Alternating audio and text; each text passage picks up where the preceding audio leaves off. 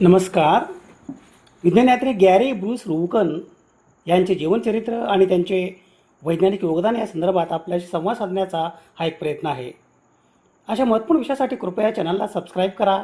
आपली मते आणि सूचना कमेंट बॉक्समध्ये लिहा. गॅरी ब्रूस रुवकन हे अमेरिका देशाचे आण्विक जीवशास्त्रज्ञ, बोस्टनच्या हॅवॉर्ड मेडिकल स्कूलमध्ये जनुकशास्त्राचे प्राध्यापक आणि सन 2024 सालच्या शरीर विज्ञान, औषधशास्त्र, वैद्यकशास्त्र या शाखेच्या नोबेल पुरस्काराचे मानकरी. गॅरी ब्रूस रुवकन यांनी अशी यंत्रणा शोधून काढली की ज्याद्वारे व्हिक्टर एम्ब्रॉस यांनी शोधलेला लीन-4 हा पहिला मायक्रो RNA त्या लक्ष्यापर्यंत अपूर्ण बेस पेरिंगद्वारे लक्ष्य संदेशवाहक RNA चे भाषांतर नियंत्रित करतो आणि दुसरा मायक्रो RNA लेट 7 शोधला आणि तो मानवासह इतर प्राण्यांच्या फायलोजनमध्ये संरक्षित आहे. या मायक्रो RNA शोधामुळे RNA नियंत्रणाचे एक अभूतपूर्व लहान आकाराच्या प्रमाणात एक नवीन जग आणि त्या नियंत्रणाची यंत्रणा उघड झाली. गॅरी ब्रूस रुवकन यांनी वृद्धत्व आणि चयापचय नियंत्रणात इन्सुलिनसारख्या संकेताची अनेक वैशिष्ट्ये देखील शोधली. सन 2019 मध्ये ते अमेरिकन फिलॉसॉफिकल सोसायटीचे सदस्य म्हणून निवडले गेले. मायक्रो RNAचा शोध आणि लिंपेंत्रणानंतरच्या जनुक नियमनातील त्याची भूमिका या अग्रगण्य संशोधन कार्यासाठी गॅरी ब्रूस रुवकन आणि व्हिक्टर एम्ब्रॉस यांना सन 2024 सालचा शरीर विज्ञान, औषधशास्त्र, वैद्यकशास्त्र या शाखेचा नोबेल पुरस्कार देऊन गौरवण्यात आले. गॅरी ब्रूस रुवकन यांचा जन्म एका यहुदी कुटुंबात दिनांक 26 मार्च 1952 रोजी झाला. सन 1973 मध्ये कॅलिफोर्निया विद्यापीठ बर्कले येथून बायोफिजिक्समध्ये प्रमुख पदवीसह कला पदवी प्राप्त केली. सन 1982 मध्ये त्यांनी हार्वर्ड विद्यापीठामधून बायोफिजिक्समध्ये डॉक्टर ऑफ फिलॉसॉफी PhD पदवी प्राप्त केली. त्यांनी फ्रेडरिक M. ऑसुबेल यांच्या प्रयोगशाळेत डॉक्टरेटचे शिक्षण घेतले, जिथे त्यांनी जीवाणुयुक्त नायट्रोजन स्थिरीकरण जनुकांची तपासणी केली. रुवकन यांनी Massachusetts institute of technology MIT येथे रॉबर्ट हॉर्टविज आणि हॉवर्ड वॉल्टर गिल्बर्ट यांच्यासोबत पोस्ट डॉक्टरल संशोधन पूर्ण केले. गॅरी ब्रूस रुवकन यांच्या संशोधनातून असे दिसून आले की व्हिक्टर एम्ब्रॉस प्रयोगशाळेने सन 1992 मध्ये शोधलेला 22 न्यूक्लियोटाइड नियामक RNA हा मायक्रो RNA लीन-4 अनुवाद कमी करण्यासाठी अपूर्ण RNA डुप्लेक्स तयार करून त्याचे लक्ष्य RNA लीन-14 नियंत्रित करतो. लीन-4 जनुक उत्पादनाद्वारे ओळखल्या जाणाऱ्या लीन-14 जनुकाचा मुख्य नियामक घटक लीन-14.3 अनुवादित प्रदेशामध्ये होता. हे लीन-14 गेन ऑफ फंक्शन उत्परिवर्तनाच्या विश्लेषणातून आले आहे, जे दर्शविते की ते लीन-14.3- अनुवादित नसलेल्या प्रदेशातील संरक्षित घटकांचे विलोपन आहेत. या घटकांचे विलोपन LIN-14 प्रथिने उत्पादनाच्या सामान्य उशिरा स्टेज विशिष्ट द्वारे आराम देते आणि सामान्य 14.3- अनुवादित प्रवेशाद्वारे त्यासाठी लीन-4 आवश्यक आहे. एका महत्त्वाच्या प्रगतीमध्ये एम्ब्रॉस प्रयोगशाळेने शोधून काढले की लीन-4 एक अतिशय लहान RNA उत्पादन एन्कोड करते आणि 22 न्यूक्लियोटाइड मायक्रो RNAची व्याख्या करते. जेव्हा एम्ब्रॉस आणि रुवकन यांनी लीन-4 मायक्रो RNA आणि लीन-14.3- अनुवादित प्रदेशाच्या अनुक्रमाची तुलना केली, तेव्हा त्यांना आढळले की लीन-4 RNA बेस जोड्या संरक्षित फुगे आणि लूप्स लीन-14 लक्ष्य मायक्रो RNAच्या 3- अनुवादित प्रदेशाकडे जातात आणि लीन-14 उत्परिवर्तनाच्या लीन-14 गेन लीन-4 द्वारे भाषांतराच्या सामान्य स्वरूपाकडे आराम मिळवण्यासाठी या लीन-4 पूरक साइट्स हटवतात. या व्यतिरिक्त त्यांनी दर्शविले की लीन-14.3- अनुवादित नसलेला लीन-4 प्रतिसादात्मक असलेल्या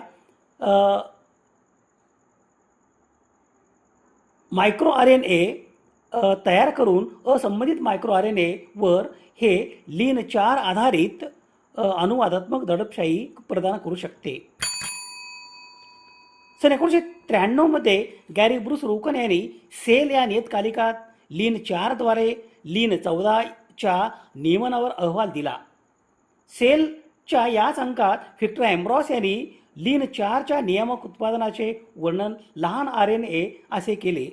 या शोध निबंधामधून RNA नियंत्रणाचे एक नवीन जग आणि नियंत्रणाची यंत्रणा अभूतपूर्व अशा छोट्या आकाराच्या प्रमाणात उघड झाली. एकत्रितपणे हे संशोधन आता सूक्ष्म RNAचे पहिले वर्णन आणि ज्याद्वारे अंशतः बेस पेअर्ड mRNA डुप्लेक्स अनुवाद रोखतात ती यंत्रणा म्हणून ओळखली जाते. सन 2000 मध्ये रुकन प्रयोगशाळेने दुसऱ्या C elegans micro RNA let 7ची ओळख नोंदविली, जी पहिल्या मायक्रो RNA प्रमाणे लक्ष्य जनुकाचे भाषांतर नियंत्रित करते. या प्रकरणात लीन 41 त्या mRNAच्या 3' अनुवादित नसलेल्या प्रदेशात अपूर्ण बेस जोडीद्वारे हे एक संकेत होते की 3' UTR पूरकतेद्वारे मायक्रो RNA नियमन हे एका सामान्य वैशिष्ट्य असू शकते आणि तेथे आधी सूक्ष्म RNA असण्याची शक्यता होती. इतर प्राण्यासाठी RNA नियमनाची व्यापकता नंतर सन 2000 मध्ये रुकन प्रयोगशाळेत स्थापित केली, जेव्हा ते नोंदवले की लेट 7 मायक्रो RNA चा क्रम आणि नियमन मानवासह इतर प्राण्यांच्या फायलोजनमध्ये संरक्षित आहे. सध्या हजारो मायक्रो RNA शोधण्यात आले आहेत जे या आकाराच्या व्यवस्थेतील जनुक नियंत्रणाच्या जगाकडे निर्देश करतात. mRNA आणि sRNA जेव्हा लीन 4 आणि लेट 7 सारख्याच 21-22 न्यूक्लियोटाइड आकाराच्या sRNA सन 1999 मध्ये हॅमिल्टन आणि बॉलकॉम्ब या वनस्पतीमध्ये शोधले. जेव्हा RNA आणि मायक्रो RNAची क्षेत्रे अचानक एकत्रित झाली, समान आकाराचे मायक्रो RNA आणि sRNA समान यंत्रणा वापरतील अशी शक्यता होती. एका सहयोगी प्रयत्नात मेलो आणि रुकन प्रयोगशाळेने दाखवून दिले की RNA हे हस्तक्षेपाचे पहिले ज्ञात घटक आणि त्यांचे पॅरालॉग डायसर आणि PIWI प्रथिने मायक्रो RNA आणि siRNA या दोघांद्वारे वापरली जातात. सन 2003 मध्ये रुकनच्या प्रयोगशाळेने आणखी बरेच मायक्रो RNA ओळखले. सस्तन प्राण्यांच्या न्यूरॉन्समधून मायक्रो RNA ओळखले आणि सन 2007 मध्ये मायक्रो RNA कार्यासाठी अनेक नवीन प्रथिने घटक शोधले.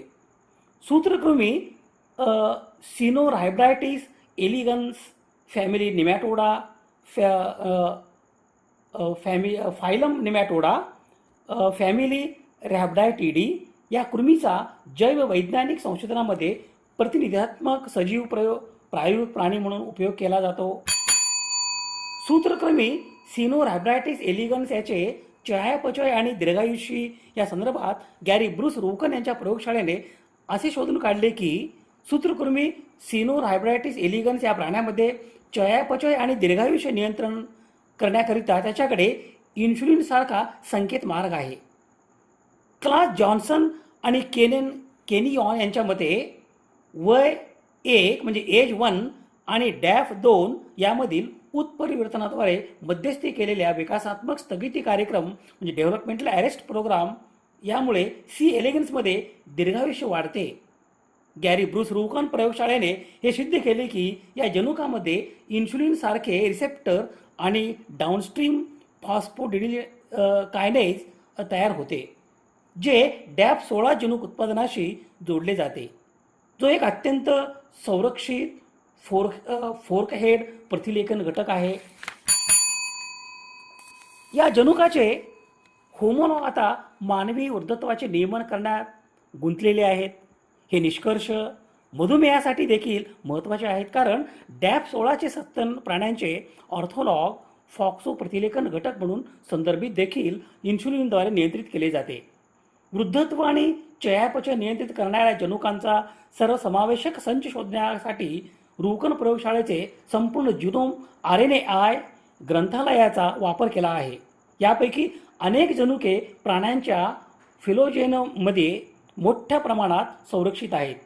आणि न्यूरोएंडोक्राईन प्रणाली उघड होण्याची शक्यता आहे, जी ऊर्जा साठ्यांचे मूल्यांकन आणि नियमन करते आणि त्या स्थितीवर आधारित चयापचय मार्ग नियुक्त करते. सन 2000 सालापासून MIT मधील मारिया झुबेर, ख्रिस कार आणि मायकेल फिन्नी यांच्या सहकार्याने रोगन प्रयोगशाळा पृथ्वीवरील ट्री ऑफ लाईफशी पूर्वजांनी संबंधित असलेल्या दुसऱ्या ग्रहावर सजीवांची शोध घेण्यासाठी DNA आणि RNAचा विस्तार आणि क्रम लावू शकणारे प्रोटोकॉल आणि उपकरणे विकसित करत आहेत. एक्स्ट्रा टेरेस्ट्रियल जिनोम किंवा SETG यासाठी शोध प्रकल्प विकसित करण्यात आला आहे.